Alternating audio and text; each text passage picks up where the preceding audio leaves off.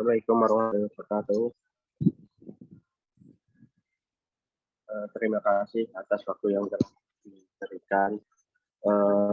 Pada kesempatan kali ini, kami ingin mempresentasikan tugas besar analisis sistem persediaan bahan baku pada UMKM kebab kontainer menggunakan metode EQQ. Untuk anggotanya ada Muhammad Al-Hisya ini, Arif Ardiansyah, Depi Imam Garu Sadikin, Dimas Adrizkia, Nawawi Wahida.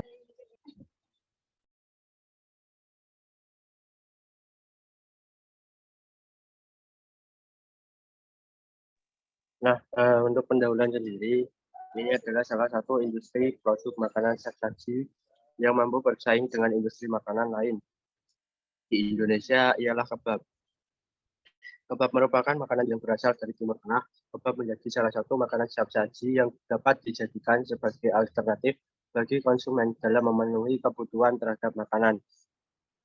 Kebab memiliki perbedaan dibandingkan produk makanan siap saji lainnya. Kebab terdiri dari roti tipis, tortilla, irisan daging, sayur, saus, dan mayones. Beberapa masyarakat di Indonesia kemudian mengadopsi kebab dan disesuaikan dengan lidah orang Indonesia. Makanan ini banyak diminati oleh masyarakat sehingga banyak muncul usaha kebab dengan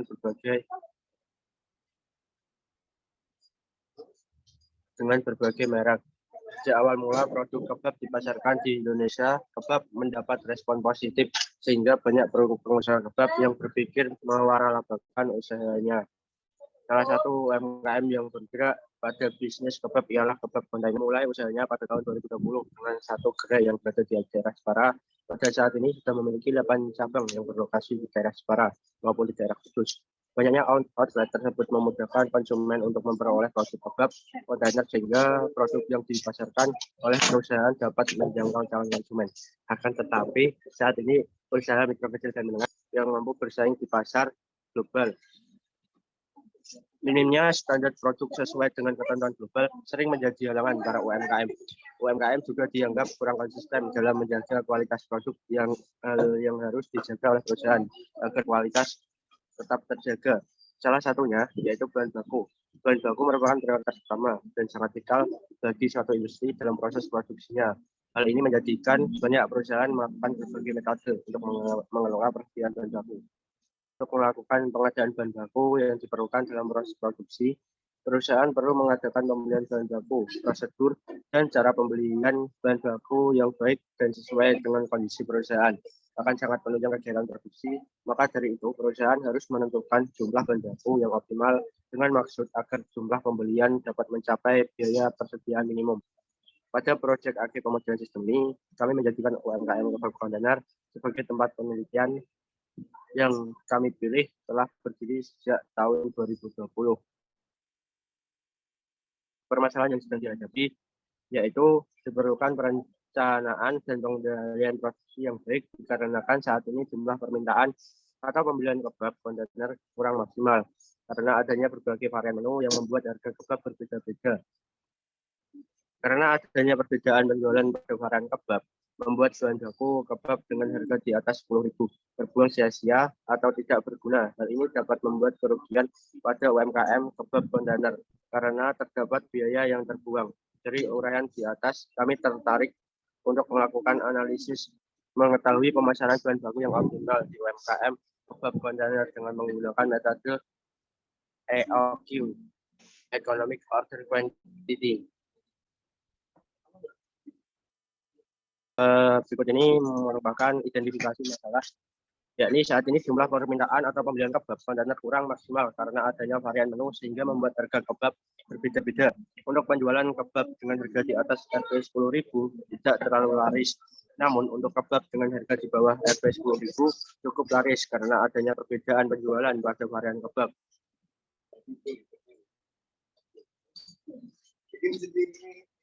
Membuat bahan baku kebab dengan harga di atas 10.000 terbuang sia-sia atau tidak berguna. Hal ini dapat membuat kerugian pada UMKM kebab kontainer karena terdapat biaya yang terbuang.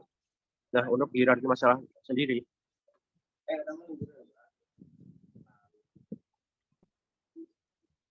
Nah, untuk hierarki masalah sendiri, yakni ada kebab kontainer, memaksimalkan profit, biaya produksi, dan jumlah produksi yang optimal.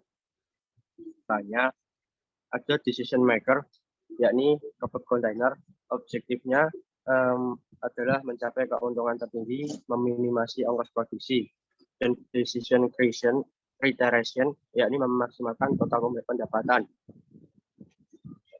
Nah, untuk performance measure, yakni demand atau permintaan terpenuhi, meningkatnya kepercayaan konsumen. Alternatif cost-nya, yakni menentukan jumlah produksi yang optimal. Nah, untuk identifikasi stakeholder sendiri, yakni ada problem owner, problem customer, dan problem user, dan problem analis. Untuk problem owner-nya sendiri, ini ada UMKM kebab kontainer, dan problem customer-nya, yakni UMKM kebab kontainer, dan konsumen atau pembeli. Problem user-nya, yakni pemilik UMKM, problem analisnya, yakni kelompok 3. Nah, untuk identifikasi informasi yang dibutuhkan untuk menganalisis permasalahan tersebut dibutuhkan beberapa informasi yang dibutuhkan, yaitu satu, jumlah pembelian kebab, yang kedua, jumlah pembelian bahan-bahan pembuatan kebab, yang ketiga, harga bahan-bahan pembuatan kebab. Nah, untuk studi analisis sistemnya, sistem berjalan, kebab kontainer dapat dalam melakukan penjualan mempunyai tahap-tahap yang harus dilalui oleh konsumen, mulai dari melihat, membeli, sampai pada proses penerimaan produk oleh konsumen. Adapun tahapan yang harus dilalui, diantaranya sebagai berikut. Yang selanjutnya akan dilanjutkan oleh Mas Lutfi Imam Garus Badikin. Waktu dan tempat saya persilakan.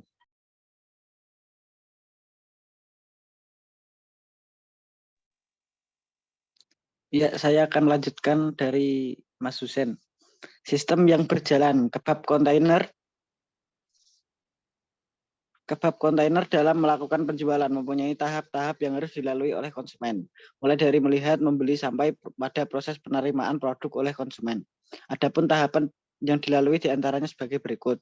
Yang pertama, konsumen datang ke kebab kontainer untuk memilih produk yang diinginkan. Kemudian yang kedua, pekerja atau pelayan menginformasikan persediaan barang. Jika produk tersedia, maka konsumen memilih. Jika tidak ada, maka konsumen memilih jenis lain. Kemudian yang ketiga, pekerja atau pelayan membuat nota penjualan untuk konsumen. Next. Yang keempat, konsumen membayar produk yang dipilih, kemudian menerima pada penjualan dan menerima barang. RPD, Rich Picture Diagram. Berikut ini merupakan RPD dari pada kemudian memilih varian, kemudian pembeli melakukan pembayaran kebab kepada kasir. Kasir melakukan pengecekan terhadap kebab yang dipesan, kemudian kasir memberikan job order kepada dapur sesuai dengan pesanan. Lalu tim dapur membuat kebab yang dipesan, kemudian kru dapur memberikan kebab yang dipesan kepada kasir. Selanjutnya kasir memberikan kebab kepada pembeli. Next. Nah, untuk influence diagramnya adalah seperti berikut. Yang pertama, untuk kontrol variabelnya adalah ukuran kebab. Nah, on control variabelnya adalah kebutuhan bahan dalam satu pieces kebab. Uncontrol variabelnya adalah presentasi, jumlah terjual, dan harga jual. Kemudian masuk ke dan total biaya bahan baku. Ada uncontrol variabel lain yaitu harga bahan baku.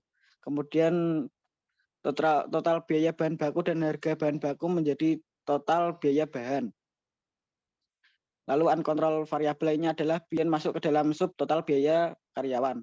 Lalu menjadi akhir dari total biaya bahan, penjualan, dan total biaya karyawan, Mas, menjadi keuntungan maksimum. Nah, yang selanjutnya adalah elemen pembentuk sistem. Terdapat beberapa elemen yang membentuk pada sistem usaha kebab kontainer, yaitu yang pertama tujuan, masukan atau input, proses, keluaran atau output, mekanisme pengendalian, serta lingkungan. Berikut adalah penjelasan mengenai elemen-elemen yang membentuk pada sistem kebab kontainer. Yang pertama tujuan. Setiap sistem memiliki tujuan atau goal, hanya satu atau banyak.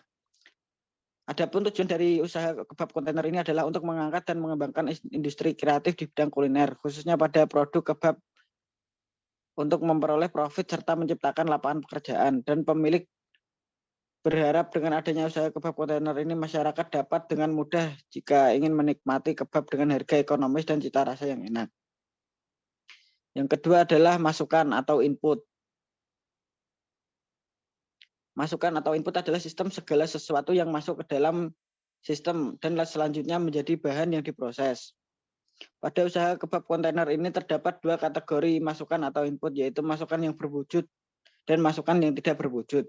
Masukan yang berwujud terdiri dari pemasok bahan-bahan, bahan-bahan yang digunakan, alat-alat yang digunakan untuk menjalankan bisnis, tenaga kerja, dan modal. Sedangkan input yang tidak berwujud berupa data pemesanan atau permintaan pelanggan, serta kritik dan saran dari pelanggan. Kemudian yang ketiga adalah proses. Proses merupakan bagian yang melakukan perubahan atau transformasi dari masukan menjadi keluaran yang berguna dan lebih bernilai. Adapun proses yang terdapat pada usaha kebab kontainer yaitu yang pertama adalah proses hubungan dengan pelanggan atau disebut juga pengelolaan hubungan dengan pelanggan. Pemilik dan karyawan terlibat dalam proses hubungan dengan pelanggan dengan cara mengidentifikasi, menarik, dan membangun hubungan dengan pelanggan eksternal. Yang kedua adalah proses pengembangan produk. Pemilik atas, Mas. Pemilik dan karyawan terlibat ke atas, Mas.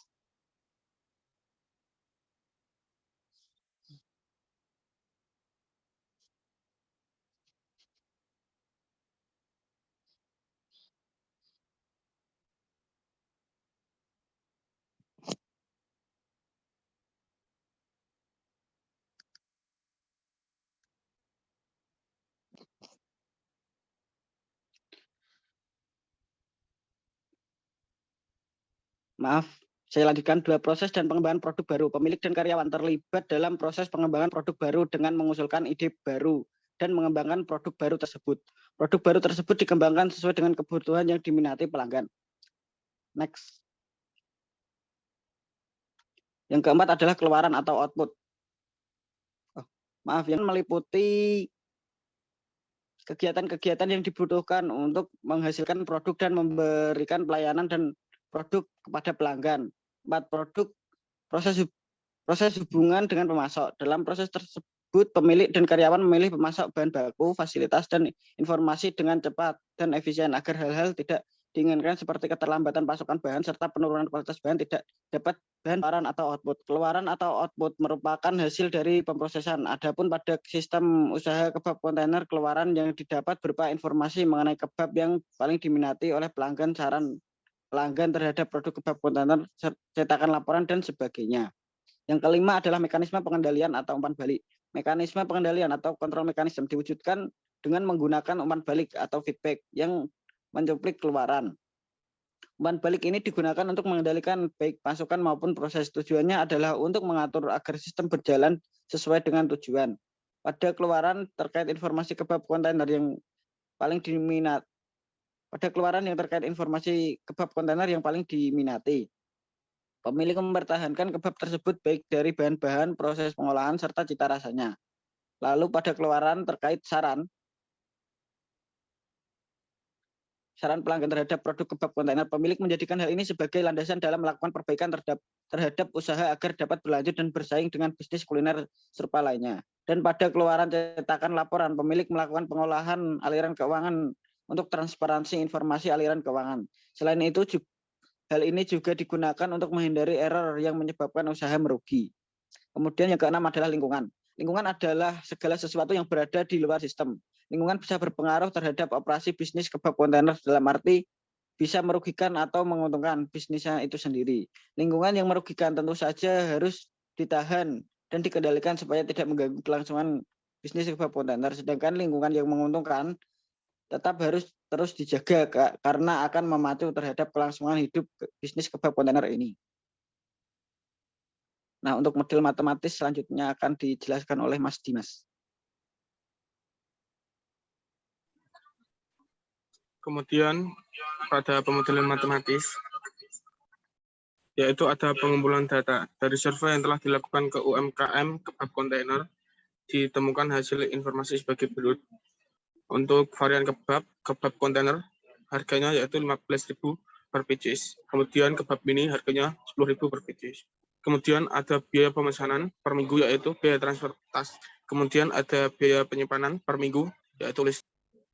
Kemudian ada data penjualan kebab per minggu yaitu minggu pertama 1, minggu kedua penjualannya 35, minggu ketiga penjualannya 42, dan minggu keempat penjualannya 28, dengan total 126 dan rata-ratanya 18. Kemudian pada kebab ini, minggu pertama yaitu 63, minggu kedua 56, minggu ketiga 105, minggu keempat 42, dengan total 266 dan rata-ratanya 38.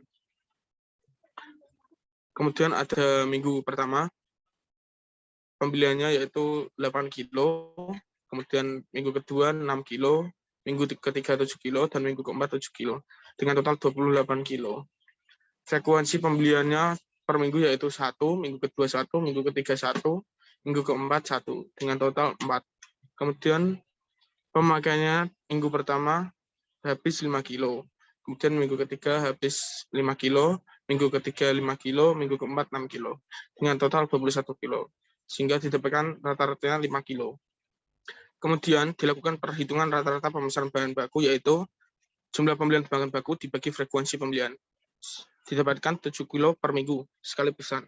Kemudian dilakukan pengolahan data. Analisis pengendalian bahan baku menggunakan EOQ atau Economic Order Quantity. Langkah pertama yaitu mengetahui biaya per pesannya yaitu 15.000, biaya penyimpanan per kilo yaitu total biaya simpan per minggu dibagi jumlah kebutuhan bahan baku per minggu, sehingga didapatkan 4.800 per kilo. Kemudian dilakukan perhitungan EOQ. Perhitungan EOQ ini diketahui jumlah kebutuhan per minggunya yaitu 5 kilo, biaya tiap kali pesan 15.000, biaya simpan per unit per minggu sebesar 4.800 per kilo. Kemudian rumus EOQ yaitu akar 2 dikali SD per H. Didapatkan EOQ yaitu 5,59 atau 6 kilo. Jadi pembelian bahan baku yang optimal adalah sebesar 6 kilo per minggu. Kemudian dilakukan perhitungan frekuensi pembelian optimal. Diketahui jumlah pemakaiannya yaitu 1 bulan 21 kilo, jumlah barang setiap kali pesan 6 kilo, frekuensi pembelian sama dengan D dibagi kuantiti. Didapatkan 3,5 atau 4. Jadi pemesanan bahan baku yang dilakukan sebanyak 4 kali dalam 1 bulan atau 1 kali per minggu. Selanjutnya ada verifikasi dan validasi. Bisa dibacakan oleh Mas Nawawi Wahyuda.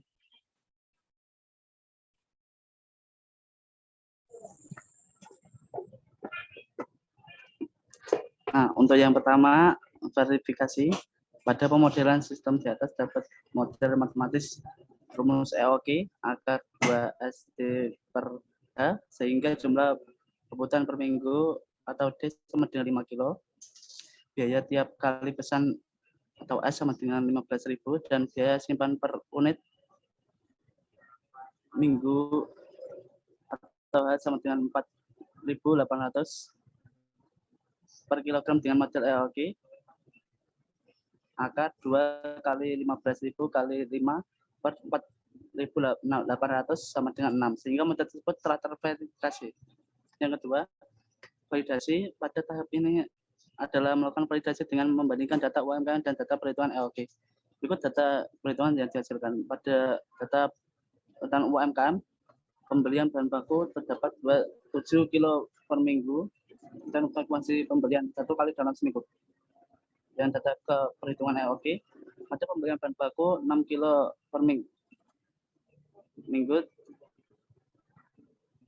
Nah, selanjutnya ada alternatif tindakan atau rekomendasi dari permasalahan yang dialami UMKM kepada kontainer, yaitu pengadaan bahan baku yang tidak optimal dapat solusi dari menggunakan metode EOQ. Metode EOQ digunakan untuk menganalisis jumlah bahan baku sehingga UMKM kontainer bisa mengetahui berapa banyak bahan baku yang harus dipesan. Tujuannya adalah mencari total biaya pesanan yang minimalkan total biaya sehingga biaya persediaan bahan baku dapat menjadi lebih efisien.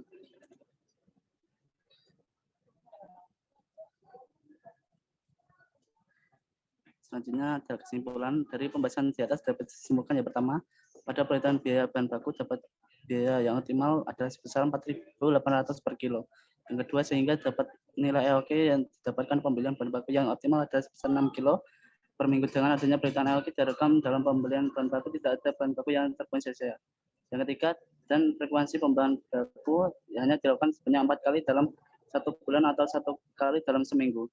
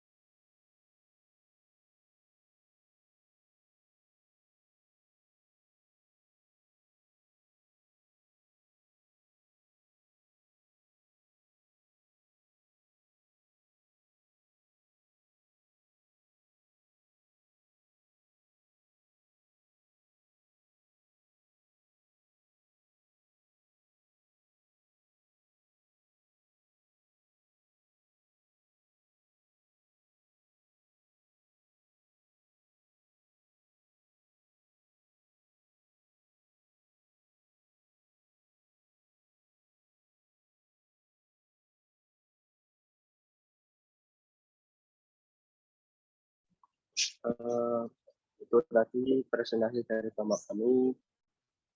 Apabila ada salah kata atau ada kekeliruan dari kami mohon maaf yang sebesar-besarnya.